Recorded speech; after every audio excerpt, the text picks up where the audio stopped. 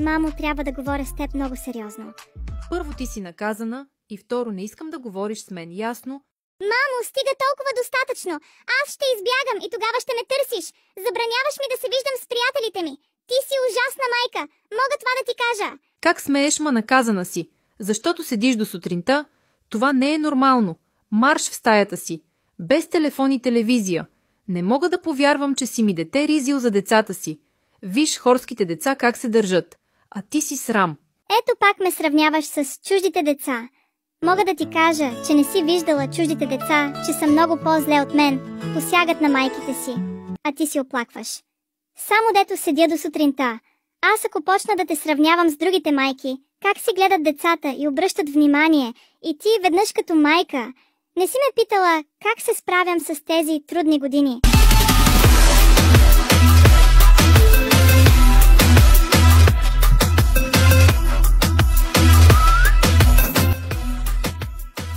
И какво тя си мисли, че не мога да избягам, ще намеря начин.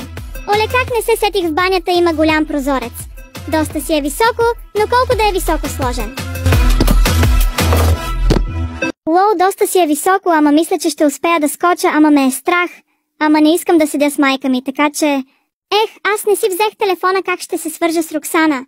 Трябва да я намеря, искам да ходим на кино, да гледаме някой филм. Човек, как си избягала от майка си, малуда ли си, после ще бие и нас маризил? Остави, скарахме се, аре, просто на кино. Може да едно кино няма да навреди, само да е забавно или скандално.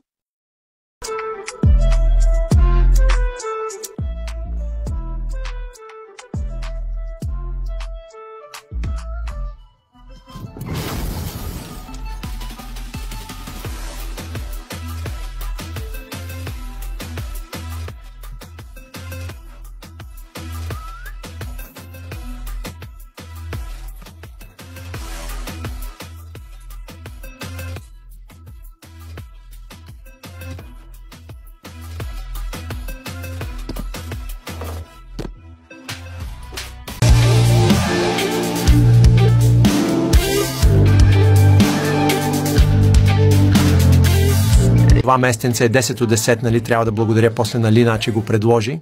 Да, местенцето е хубаво, чак украса, има музика, всичко е топ, ще ме извини, ще отиде до тоалетната. Времето мина, време е Лина да ви ориентира, това ще го казах, просто да съм яко във филма, време е да вляза с ролка тъпа блондинка.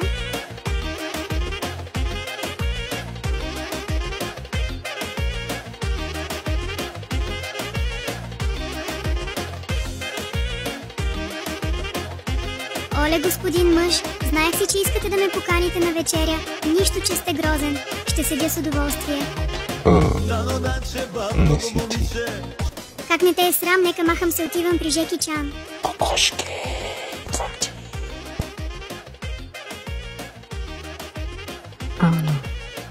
Хора, спасявайте се.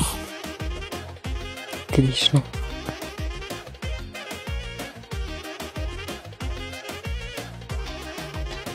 Dano dan će batkovo momiće